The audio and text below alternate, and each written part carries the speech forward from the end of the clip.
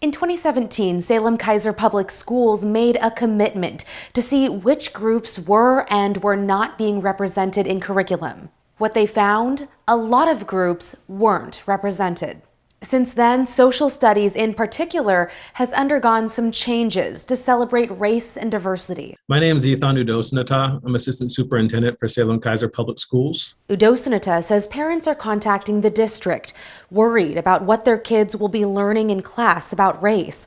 He thinks it's a result of the divisive climate across the country. Or there's a certain theory that says the schools are being hyper-responsive to some of the other movements on the far left in trying to indoctrinate students with a anti-white curriculum, and that's absolutely not what's happening. He says there's a misconception among some parents that critical race theory, typically taught in higher education, is also being taught in Salem-Keizer schools.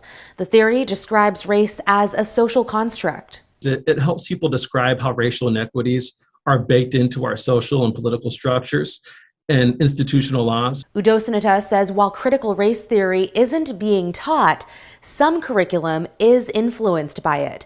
More than 80 languages are spoken in the district, and about half of students are ethnically diverse. I'm Gwyneth Brewy-Fink. I'm our Director of Curriculum and Instruction at the secondary level for Salem-Keizer Public Schools. She says the idea behind the curriculum is to give kids a chance to analyze historical events, see different perspectives, and promote understanding. I think oftentimes when we think about discussions of race and ethnicity in the classroom, there's an assumption from adults that that's going to be contentious or that there's going to be shaming or blaming, but that couldn't be further from the truth. At the end of the day, district leaders just want kids to be able to see themselves in what they're learning.